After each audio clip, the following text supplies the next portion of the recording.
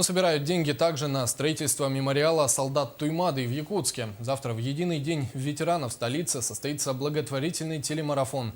Прямая трансляция пройдет с главной площади республики и телестудии НВК «Саха». О подготовке к столь важному мероприятию в материале Саргланы Захаровой. 23 апреля на каналах национальной вещательной компании «Саха» с 18 до 20 часов пройдет благотворительный марафон «Солдат Туймады». В его создании принимает участие большая команда работников телекомпании. Ответственная миссия возложена на ведущих мероприятия. Они будут не только вести марафон, но и прочтут стихи телезрителей, которые были направлены в адрес компании. Пришло очень много писем, сообщений со стихами, с четверостишиями на русском, на якутском языках.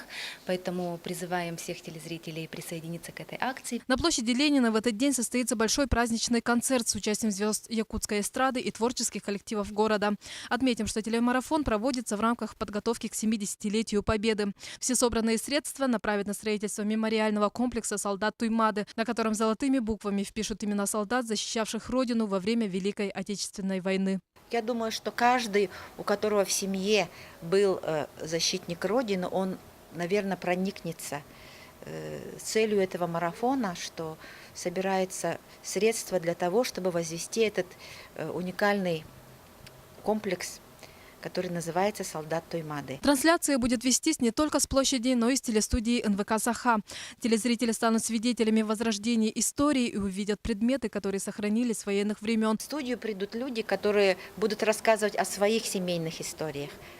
Для их семьи что означала война, как они представляют образ победы. Да? Придут люди, которые расскажут, именно из молодого поколения, да, которые расскажут, как они по крупицам собирают историю.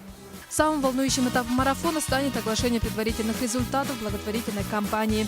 Напомню, что сбор средств на счет фонда «Победа-70» начался еще задолго до мероприятия. Но на этом организаторы не ставят точку. Сбор средств продолжится. Предприятия могут внести свой вклад в увековечивание имени каждого солдата, отправив средства на реквизиты, которые вы видите на своих экранах. Сарглана Захарова, Дмитрий Сергучев, НВК «Саха», Якутск.